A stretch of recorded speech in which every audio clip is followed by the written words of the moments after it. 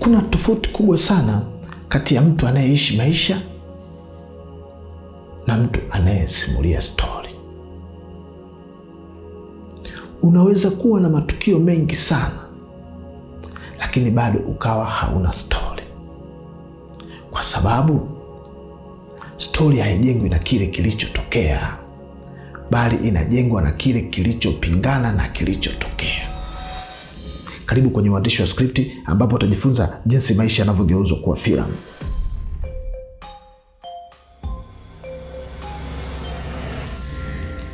Watu wengi wanaamini kwamba stori ni mfululizo wa matukio,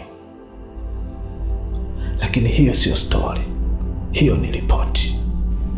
Stori ya filamu ina kitu kimoja cha msingi sana: mgogoro.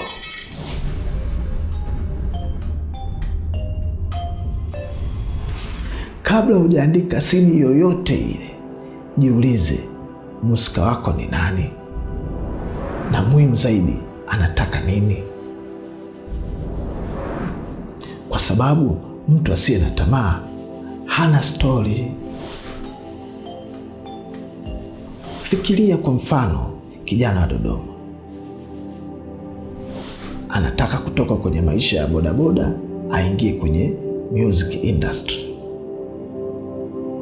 lakini shida inaanzia pale ambapo hana budget, hana connection, na familia inamtaka afanye kazi haraka.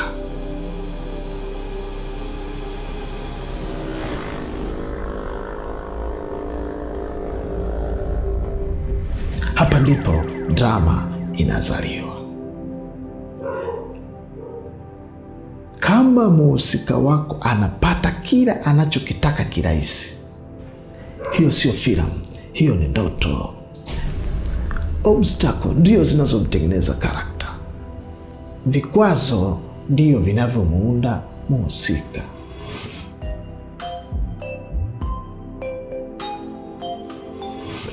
Tuivunje hadithi yetu kidogo. Karakta hapa ni kijana wa Dodoma. Mhusika wetu mkuu ni kijana wa Dodoma. Desire anataka nini? Anataka kuwa mwanamuziki.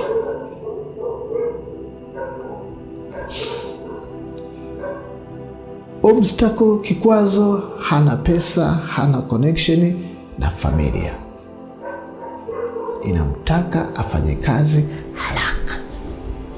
Hii ndiyo foundation ya kila movie kubwa duniani.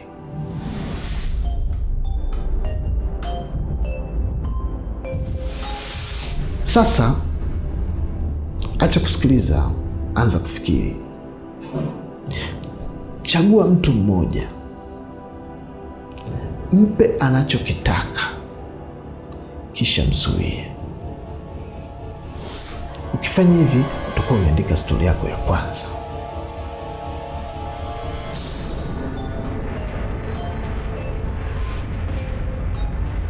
Filamu si kuhusu maisha mazuri.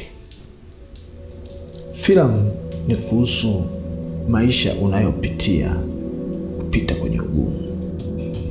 Katika episodi ijayo tutaenda kuangalia ni mhusika yupi anayestahili historia yetu.